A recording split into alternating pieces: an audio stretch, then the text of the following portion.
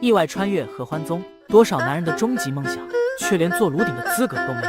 人人都笑话我，偏偏我就想做癞蛤蟆。但凡我有点本事，也不至于次次被压在身下。圣女从不抱怨宗门，偏偏我是废柴。我不仅抱怨宗门，我还抱怨圣女。能打败我的人，我从不给他们打。意外觉醒模拟系统，我要报复所有人。他到处托关系，求得了一份看守药园的工作。一次给陶叶峰长老送灵药时，偷看了亲传弟子穆灵犀与他师尊的鸳鸯浴，还用留影石做了刻录。同宗门的几位师兄弟分享后，被执法堂弟子抓获，扔进天牢。合欢宗啊，是多少男人梦寐以求的地方，这开局也太他妈崩了。爹，检测到宿主成功穿越，模拟系统激活中，请问是否绑定？当然绑定，100个绑定，这再也不用回去当罗马了。这个是宿主的面板。五系杂灵根，大名鼎鼎的五系废灵根真被遇上了。上辈子拯救了银河系，这灵根炼化灵气速度跟蜗牛一样，修炼个屁啊！要是没捅错，一定整块豆腐撞死。合欢宗的豆腐应该很多，结。本系统可对现实世界进行模拟，模拟中做出选择，可获得强击点数。模拟完成后会获得评价，评价越高，获得强击点数越多。强击点数可用来购买模拟后的奖励，尽可能的认真对待每次模拟。系统首次绑定将赠送3次模拟机会，现实世界中完成指定任务可获得模拟次数。请问是否开启模拟？开启。宿主，这个是你的选项。超级瑜伽简直是为越狱而生啊！只是现在的状态更适合选一，生生不息。恭喜你获得了10强击点，由于你连续遭受毒打，身体伤痕累累，生生不息发动中，身体开始自愈。1个时辰后，你感觉伤势好了很多，能够自由活动。聊天中，你得知了对面29号牢房的师姐叫江清月，外门弟子。你看向她的眼神充满了欲望，生生不息持续发动中，你的欲望无法被遏制。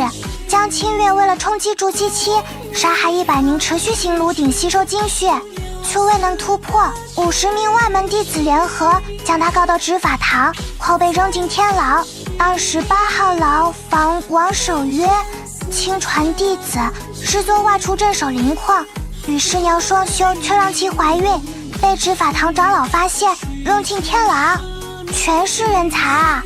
除了凌晨之外，别人要么身经百战，要么因为杀人被扔进天牢，只有他是偷看内门弟子洗澡才进了天牢。你得知了合欢宗内弟子间严禁虚斗，你得知了天牢中的炼气期弟子都会送去云顶山脉无偿挖矿。云顶山脉位于万妖森林，矿山常常遭到妖兽袭击，去那里挖矿的弟子很少有人回来。你决定不去挖矿，另想办法。你尝试运行功法，灵力被镣铐封印，身体和凡人武者没有区别。你并不打算认命，生生不息，欲望被放大。不久后，一位执法堂女弟子提审了你，见你长相英俊且元阳未破，她打算对你进行采捕。你投去渴望的眼神，她褪去衣衫，你的眼睛在她婀娜的娇躯上来回扫视，最终停在了一对巍峨的玉峰上。你的呼吸变得粗重，急不可耐地上下其手。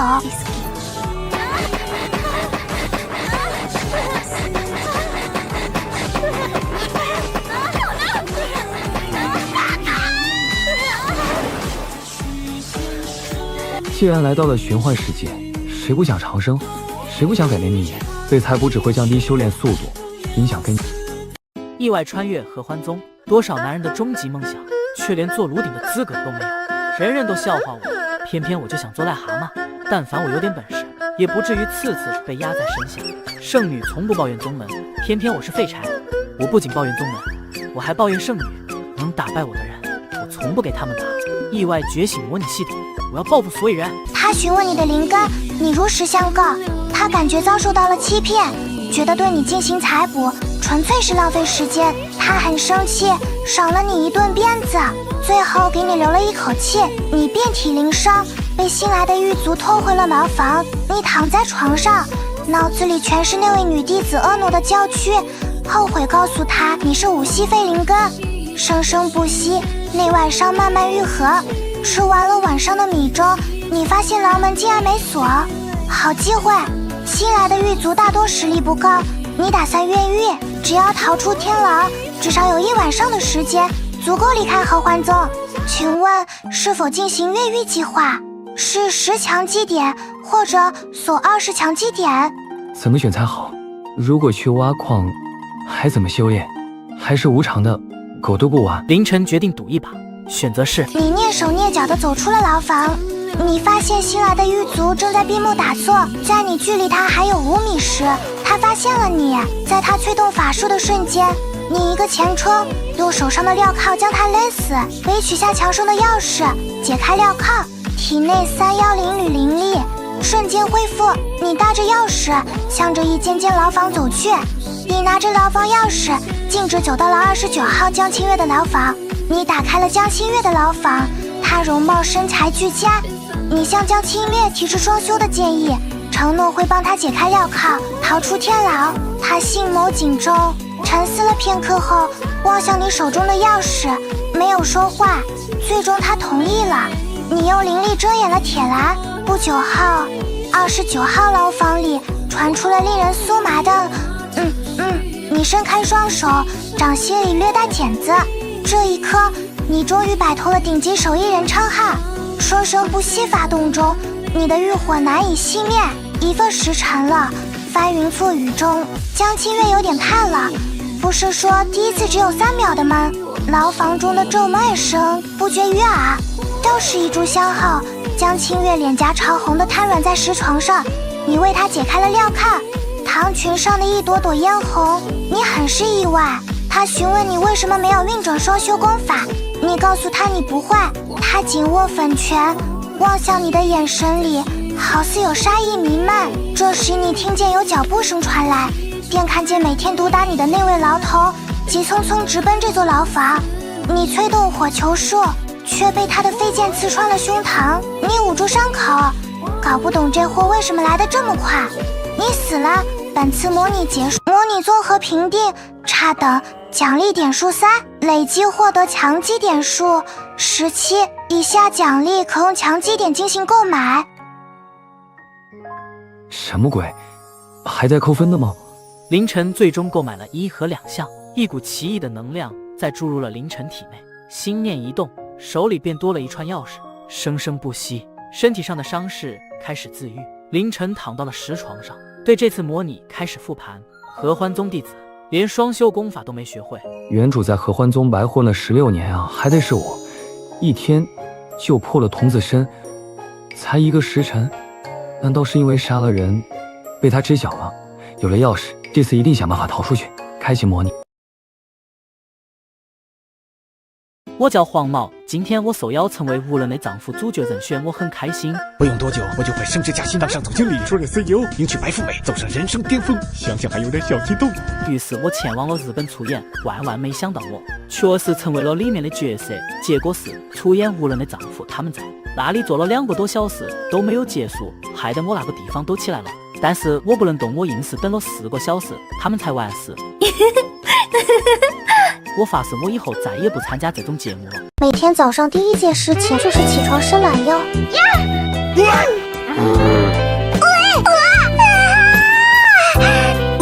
请在以下词条中做出选择。凌晨看着这3个选择，陷入了沉思。这模拟器里的天赋太不正经了，生生不息的逆天，让他感觉好像变了个人。再选双修天才，会不会跑偏？可持之以恒，看云手在当前的环境中根本不错。只能选择3，双修天才。你获得了强基点50。一位头发花白的狱卒给你送了米粥，他奇怪你小子怎么撑过来的。你伤势好转后，继续坐在铁栏边和狱友聊天，打算获得更多的情报。由于大家同命相连，很快便无话不谈。双修天才生效中，你收获了一大波好感。你在师兄弟眼中愈加英俊貌美。28号王守约说，他师娘正想办法救他出去，两人约定远走高飞。他告诉你合欢宗将会有大事发生。经过多次交谈，王守约对你的眼神逐渐变了味道。29号江清月并不打算认命，也想着从这里逃出去，再次冲击筑基期。你告诉江清月，自己或许可以帮他。他不置可否的一笑，没将你的话当一回事，但对你的好感有所增加。他已经有了脱身之策，邀请你一起逃脱。不久后，一位执法堂的外门女弟子提升了你。你对刘颖石的事供认不讳，被动技双修天才发动中。见你容颜俊朗，玉树临风，且元阳未破，他被深深的吸引了。他向你提出双修的请求，你见他姿色上乘，身姿丰腴，生生不息的欲望之火早让你按捺不住。请选择是否进行双修，是50点或者否10点。既然选择了双修天才，当然选择是。你欣然同意，被带到了一处密室。由于你实力低下，他帮你解开了镣铐。你告别了自己的双手，精湛的手艺活就此失传。片刻后，他见你并未运功，你告诉他不会双修功法，他教会了你阴阳合欢诀。一开始，你对这门功法很生涩，双修天才生生不息发动中，你们炼化灵气的速度大幅度提升。だってさ、ちょっと考えてみよ、お兄ちゃん。なんでだよ。いじめるなよ。おやおや、寂しいのかな？泊まってほしいのかな？まあ兄にったら静かだわ。お兄ちゃんが大好きだから、彼氏とかいらないの。お兄ちゃん大好き。1个时辰后，他瘫软在石床上，他向你眼神里除了渴望外，明显多了震惊。他利用你的元阳之力，从炼气9层提升到炼气10层。你感受着丹田内的法力700%410，你也呆立原地，仅仅一次合体，竟然抵得上你几年苦修。你知道了他的名字，李婉儿，水木中品灵根。他询问你需要酬谢吗？你告诉李婉儿，师姐，请帮我继续提升修为。何言ってんだこいつ。意外穿越合欢宗，多少男人的终极梦想，却连做炉鼎的资格都没有。人人都笑话我，偏偏我就想做癞蛤蟆。但凡我有点本事，也不至于次次被压在身下。圣女从不抱怨宗门，偏偏我是废柴。我不仅抱怨宗门，我还抱怨圣女。能打败我的人，我从不给他们打。意外觉醒模拟系统，我要报复所有人。我叫黄毛，今天我受邀成为无人的丈夫主角人选，我很开心。不用多久，我就会升职加薪，当上总经理，出任 CEO， 迎娶白富美，走上人生巅峰。想想还有点小激动。于是我前往了日本出演，万万没想到我确实成为了里面的角色。结果是出演无人的丈夫，他们在那里坐了2个多小时都没有结束，害得我那个地方都起来了。但是我不能动，我硬是等了4个小时，他们才完事。我发誓，我以后再也不参加这种节目了。每天早上第一件事情就是起床伸懒腰。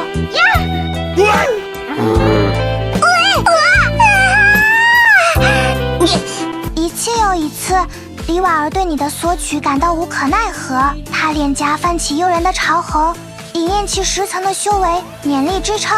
不知多久后，你双手扶腰趴在她的身边，感受体内的法力去700%。你告诉李婉儿，修为遇到了瓶颈。他从储物袋中取出了一瓶破壁丹，作为你辛勤劳动的酬谢。你服下一颗，不多时便感觉一道薄膜被你戳破了。你感受体内的法力1500%700，炼气10层。你大喜，向李婉儿提出感谢。好哥哥，求你不要再折腾妹妹了。你亲吻她额头，双手扶腰离开密室。新来的狱卒用羡慕的目光看你，搀扶你回了牢房。你发现牢门没锁，你也没吱声。由于你辛勤耕田，打算好好休息。不久后，这一层的牢头在巡查时发现你的牢门没锁，将新来的狱卒一顿暴揍，生生不息发动。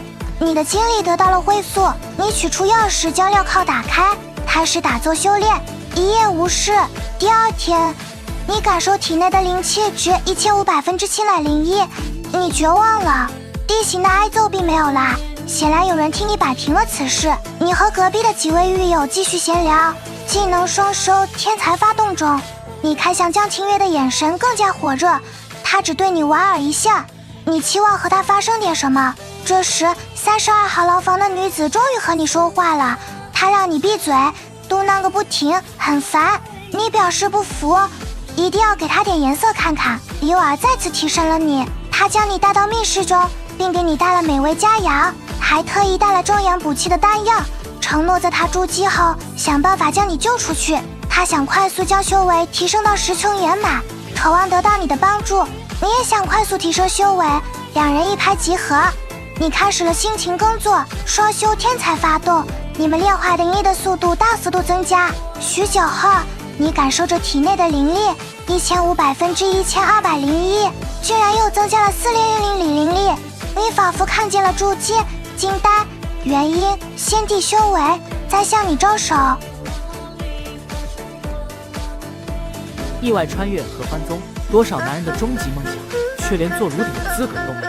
人人都笑话我，偏偏我就想做癞蛤蟆。但凡我有点本事，也不至于次次被压在身下。圣女从不抱怨宗门，偏偏我是废柴。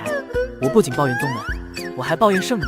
能打败我的人，我从不给他们打。意外觉醒模拟系统，我要报复所有人。我叫黄毛，今天我受邀成为无人的丈夫主角人选，我很开心。不用多久，我就会升职加薪，当上总经理，出任 CEO， 迎娶白富美，走上人生巅峰。想想还有点小激动。于是我前往了日本出演，万万没想到我确实成为了里面的角色。结果是出演无人的丈夫，他们在那里坐了2个多小时都没有结束，害得我那个地方都起来了。但是我不能动，我硬是等了4个小时，他们才完事。我发誓，我以后再也不参加这种节目了。每天早上第一件事情就是起床伸懒腰。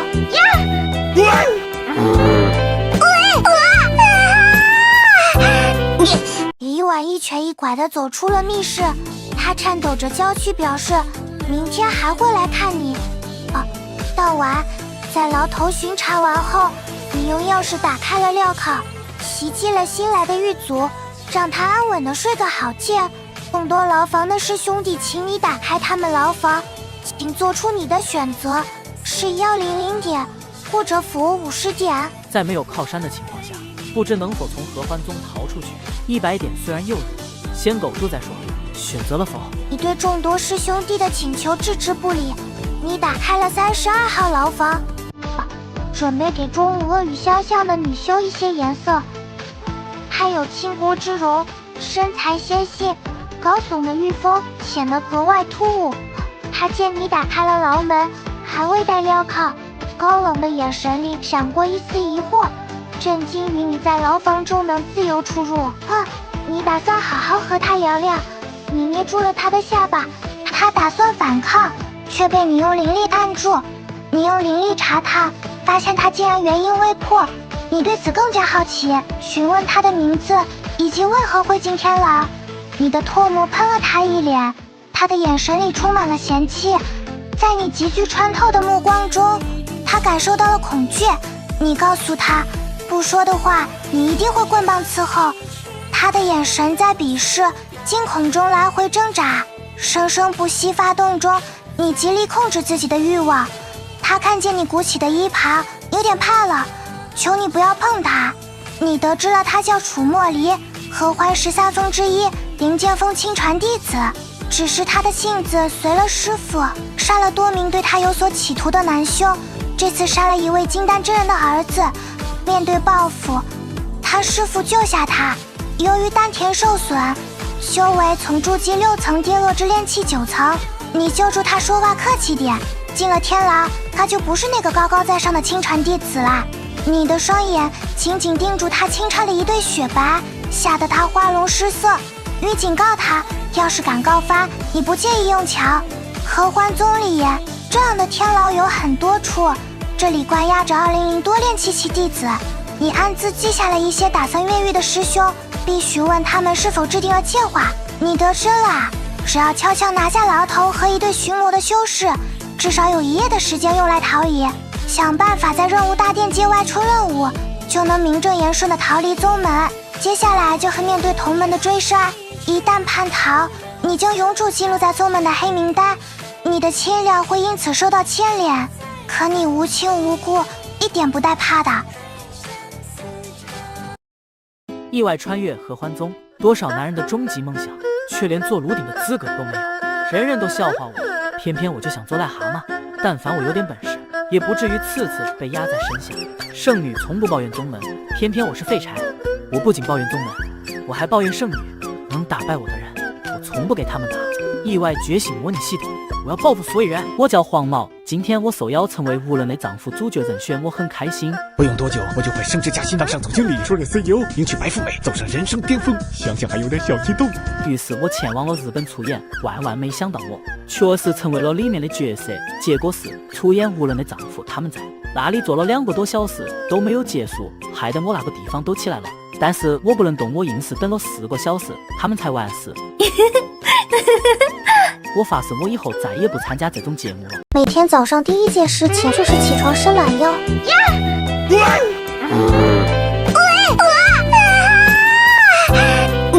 你用了很长时间和牢房里的同门交流，答应会打开他们的牢门和镣铐。在那位狱卒醒来之前，你回到了牢房。没有人向牢头告密，你的担心是多余的。李婉儿今天再次提审了你。10日后，李婉儿今天没来找你，她准备冲击筑基剑。你感受体内的法力值3100分之2910，只差1点就能突破炼气6层。当夜，你去了江清月的牢房，你打开了他的镣铐。多天的相处，他对你的好感增加不少。你答应帮江清月逃出天牢，提出了双修的请求。他挣扎良久，紧咬着红唇，最终同意了。你们同时运转双修功法，炼化灵气的速度大幅度提升。牢房里的旖旎之音让楚墨离面红耳赤。1个时辰后，你突破了炼气6层，长裙上朵朵嫣红，让你很是意外。事后，你告诉了有越狱打算的师兄，1月后行动。3天后，李婉儿再次来看你，她花光了所有积蓄，又向宗门借贷，才成功筑基，成为了内门弟子。她说会想办法救你，希望你能给她一点时间，再让你注意莫灵犀的道语礼貌。因为你的留影时，莫灵犀和他离婚了。李茂认为这一切都是因为你，让他少了很多修炼资源。这一次，李婉狠狠地帮你提升修为，你在他的身下没有一丝反抗的能力。3次后，你告诉他越狱的事，他让你3思后行。一旦越狱，就会面对无休止的追杀，那时他也帮不到你。之后，李婉儿来看你的次数减少了，很快1月之期便到了。请选择进行越狱计划，还是继续等待李婉儿相救400点？凌晨思索片刻，选择越狱。你感受着丹田内的灵力6300分之6140，炼气6层后期，你打晕了看守的狱卒，给他戴上镣铐，锁在了一处牢房内。你先将江清月放了出来，和他商量好一起逃离，在宗门外的一处方石碰头。你从狱卒的储物袋里找到了纸张，让大家写下了欠条。之后你手里多了230张精血写下的欠条，全是1000枚灵石的面额，后边带有手印。虽然不知道多少人能够活下去，但万一遇见了呢？张清烈已经是炼气10层圆满修为。不久后，牢头来巡查时，被几位炼气圆满修士轻易擒下。意外穿越合欢宗，多少男人的终极梦想，却连做炉鼎的资格都没有。人人都笑话我，偏偏我就想做癞蛤蟆。但凡我有点本事，也不至于次次被压在身下。圣女从不抱怨宗门，偏偏我是废柴。我不仅抱怨宗门，我还抱怨圣女。能打败我的人，我从不给他们打。意外觉醒模拟系统，我要报复所有人。我叫黄毛，今天我受邀成为无人的丈夫主角人选，我很开心。不用多久，我就会升职加薪，当上总经理，出任 CEO，迎娶白富美，走上人生巅峰。想想还有点小激动。于是我前往了日本出演，万万没想到我确实成为了里面的角色。结果是出演无人的丈夫，他们在那里坐了2个多小时都没有结束，害得我那个地方都起来了。但是我不能动，我硬是等了4个小时，他们才完事。我发誓，我以后再也不参加这种节目了。每天早上第一件事情就是起床伸懒腰。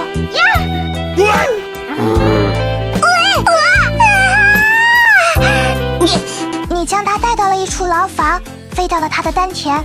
你们袭击了那对10人的巡逻修士，将他们锁在了牢房。由于你策划了越狱行动，分得了2个储物袋，大家四散离开，各自想办法逃离。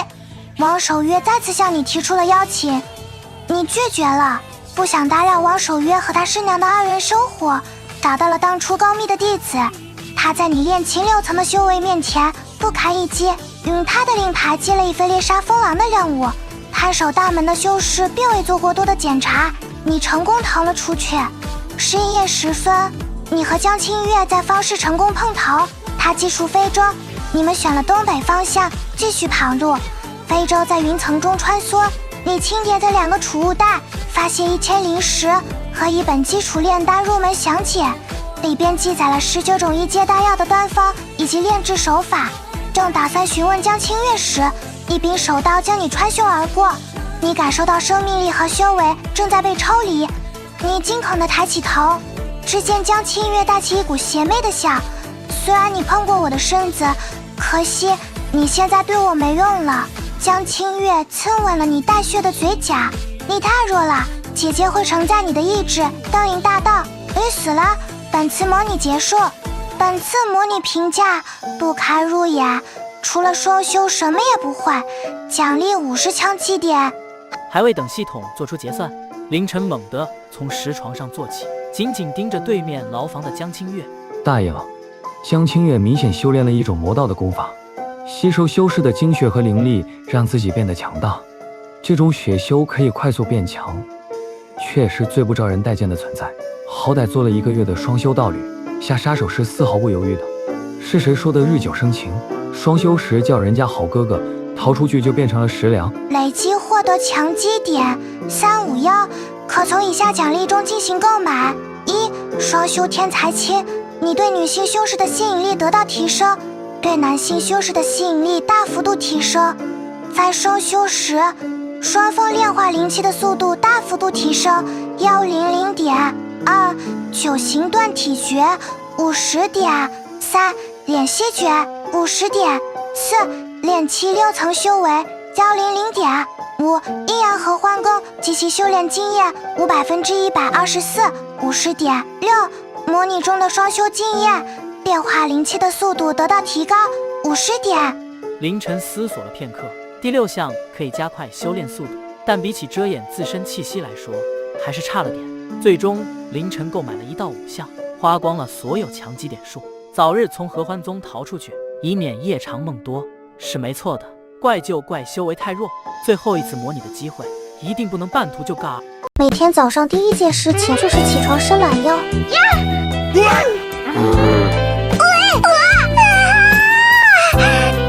面板还是有收获的，前2次经验不足，没有寿终正寝过，感觉有点浪费机会。可这是修真界啊，谁也不知道意外和明天哪个先来。系统开启模拟，求求了，给个能逃离的天赋吧。请选择你的选项。凌晨看着这3个天赋，脸色发绿。果然这系统不正经，给的都是啥东西？有青色，定然不选灰色。这个2号，打死都不选。手艺人不可怕，大不了亏一点，只是生生不息，再加血气方刚，会不会变成小头管大头？凌晨无奈地选择了3。恭喜你获得了50强击点，生生不息叠加血气方刚，你的精力大幅度增强了，你的气血大幅度增强了。你快速下床，打量着对面牢房的江清月，她生得冰清一骨，黛眉星眸，凤眼中似藏着一泓秋水，琼鼻阴唇，缺睛细腰，胸前的起伏好似云堆，似乎察觉到了你注视。她嘴角微挑，带起一抹邪魅的笑容，透着勾人心魂的妩媚。你不自主地咽了咽口水，看见绝美女兄，果然走不动路。你告诉江清月，江师姐，我知道你冲击筑基失败，修为掉我可以帮到你，我有办法让你的修为从炼气9层再次达到10层圆满。他的俏脸上充满了震惊，他未曾和你说过此事，但你对他好似了如指掌。双修天才发动中，江清月对你的好感增加了。一个头发花白的老狱卒给你送了米粥，他惊讶于的伤势竟然在极短的时间内恢复了。不久后，他办理了交接，这是他最后一天上班。生生不息叠加血气方刚，江清月的靓丽容颜让你的衣袍高高鼓起。你知道这样下去非得变成手艺人不可，你开始不停地锻炼身体，你愈加专注于锻炼自身的腰部力量，只是精气的消耗远远低于生成的量，生生不息，叠加血气方刚。你看向江清月的目光变得炙热，你打算施展一次自己的手艺。千钧一发的时刻，你想到了九形断体诀，这本功法上的2幅图案深深地刻在了你的脑海里。第一幅，一道人影单脚撑地，双手扎桃，人影上标注了精气在体内经脉运行的路线。你急忙调整身姿，尝试做出标准的动作。最后一步，双手握爪时，你突然感受到了体内的精气和血气在不断消耗，身体的每处地方都传来了酥麻的感觉。尝试着将精气按照特殊的轨迹运行，仅仅一个循环，体内的精气就少了1/10。3吸，酥麻的感觉变成了酸痛，维持这个动作让你大汗淋漓。第5吸，身体开始不自主的剧烈颤抖，你仍然咬牙坚持。第10吸，体内的精气和血气逐渐平复，你砰的一声跌坐在地，对身上的器官好似失去了知觉一样。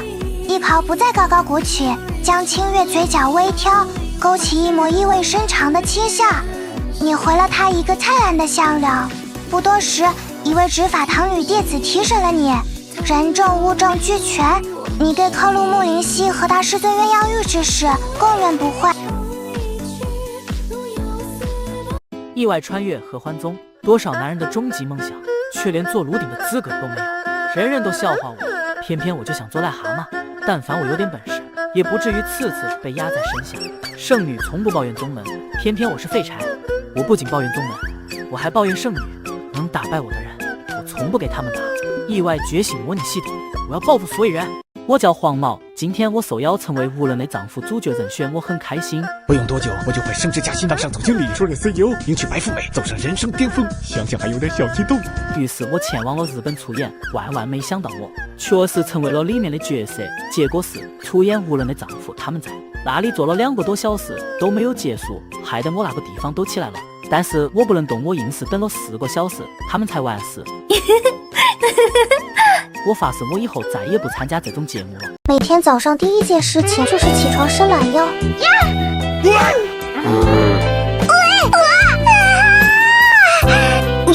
装修天才发动中，李婉儿见你精血旺盛，元阳尚在，打算与你双修。其选择是否与李婉儿双修，是100点或者否200点啊？凌晨望着这简单的选择题，当然选择了是。上次模拟中，就因为实力太低，被江清月当了养料。这次当然要吸取经验，等精血恢复了，一定要好好报答江清月。李婉儿将你带到一间密室，你挥汗如雨。1个时辰后，李婉儿瘫软在尸床上，潮红的俏脸上满是震惊。她的修为突破到了炼气10层，同你双修时，吸收炼化灵气的速度快了3倍不止。她甚至怀疑你是某种双修圣体。你感受丹田内的灵力6400×6400。你告诉李婉儿修为遇见了瓶颈，她拿出一瓶破壁丹作为酬谢。你服下2枚丹药，打坐片刻，修为来到了炼气7层。李婉儿慵懒地躺在石床上，红色衣袍只遮掩了隐私部位。你看着她凝脂般的婀娜娇躯，提出了帮她稳固修为的建议。她俏脸通红，媚眼如丝地望着你，嘴角勾起妩媚的笑。2个时辰后，李婉一瘸一拐地逃离了密室，甚至没和你告别。新来的狱卒用看怪物的眼神打量着你，他明明看着李师姐一瘸一拐地离开了，而你就和没事人一样。送你回牢房时，你竟然连墙都没扶。只有你自己知道，刚才的大战有多么激烈。72式被你来回施展了多少次？意外穿越合欢宗，多少男人的终极梦想，却连做炉鼎的资格都没有。人人都笑话我，偏偏我就想做癞蛤蟆。但凡我有点本事，也不至于次次被压在身下。圣女从不抱怨宗门，偏偏我是废柴。我不仅抱怨宗门，我还抱怨圣女，能打败我的人，我从不给他们打。意外觉醒模拟系统，我要报复所有。我叫黄毛，今天我受邀成为无人的丈夫主角人选，我很开心。不用多久，我就会升职加薪，当上总经理，出任 CEO，迎娶白富美，走上人生巅峰。想想还有点小激动。于是我前往了日本出演，万万没想到我确实成为了里面的角色。结果是出演无人的丈夫，他们在那里坐了2个多小时都没有结束，害得我那个地方都起来了。但是我不能动，我硬是等了4个小时，他们才完事。我发誓，我以后再也不参加这种节目了。每天早上第一件事情就是起床伸懒腰。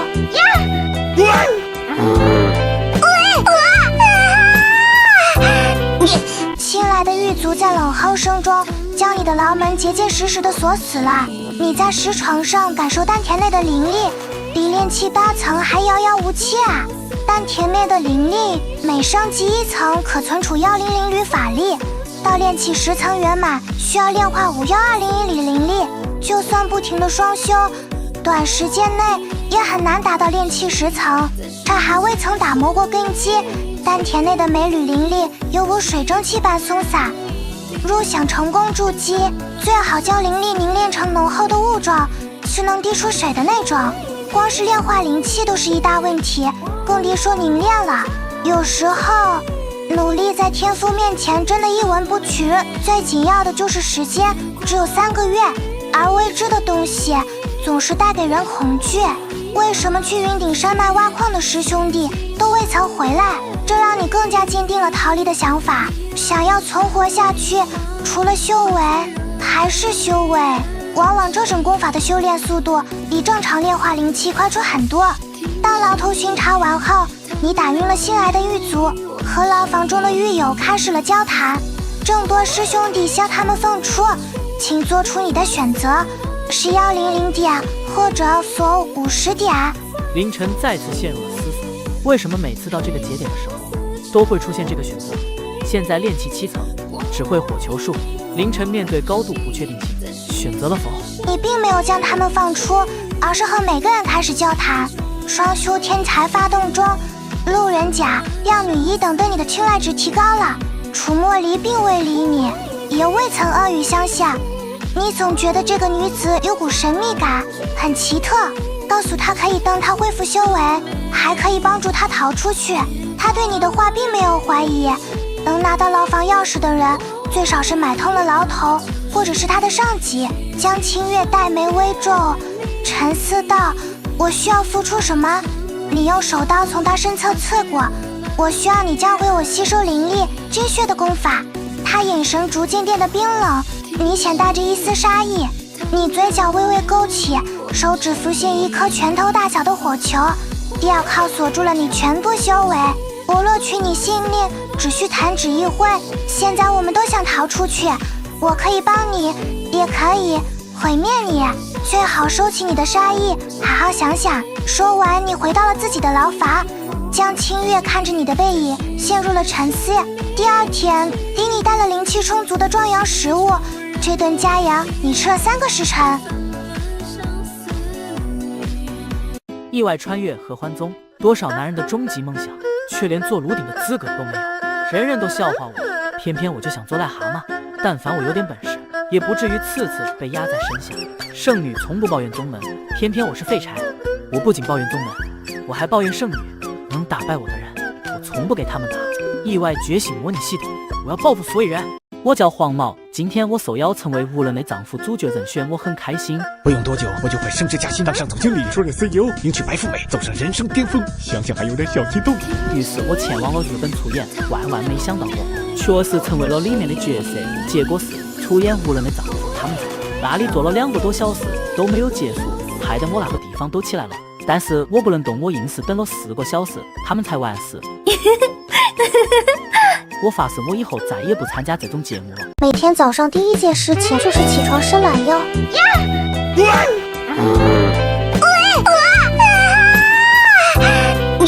当天夜里，你打开了江清月的牢房，他思考了1天后，同意了你的条件。在这天牢中，储物袋被收，凝力修为被镣铐锁死，没有别的办法能够脱身。他教会了你血杀噬灵诀，并没有告诉你功法的来源，只说这功法与灵根天赋的关系并不大，吸收的是别人炼化好的灵力。等于吃现成饭，速度渐快，但也有缺点，吸收别人的气血，自身的煞气也会加重，煞气会影响你的灵智，逐渐失血强陷，最终朝为只会杀戮的形式走胜。他平日都是正常修行，正因为在冲击筑基时用了这套功法，才得扔进天牢。凌晨看到这里，觉得奇怪，有血杀噬灵诀作为后手，突破筑基还能失败。半个时辰后，你运转了血杀噬灵诀，灵气经过特殊的线路运行后，在你的右手汇聚，显现出妖异的暗红。功法好像没问题。江清月询问你如何帮他恢复修为，你顿了顿，提出了双修的建议。听见你说的话，他的眼眸里有水雾弥漫，感觉被欺骗了。他轻咬红唇，目光灼灼地盯着你，那样子好似要用眼神将你刀啊。你被盯得有些发毛，当你想起他用手刀去伤你胸口的场景，就半点都不愧疚啊。下一刻，他抓住你的胳膊，使劲咬了上去。天牢中顿时响起了杀猪般的惨嚎。他同意了你的提议，解开镣铐后，你用灵力遮掩住铁栏，将清月附加了一层禁制。你狠狠地教训了他，将72式运用到了极致，为你的一只胳膊报了仇。你们同时运转双修功法，他的元婴之力让你炼化灵气的速度大幅度提升。1个时辰后，他长裙上的一朵朵嫣红让你陷入了沉思。稍作歇息后，江清月的脸颊依旧潮红，看着你逐渐靠近，他的眼眸里闪过了一丝害怕。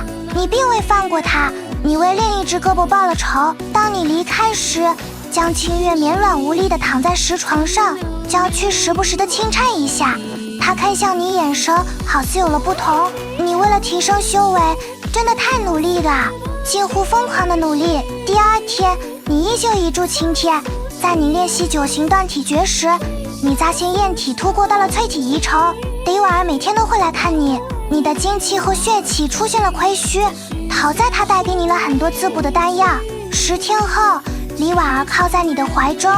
凌晨，我修为已经到了炼气10层圆满，我将要冲击筑基境了。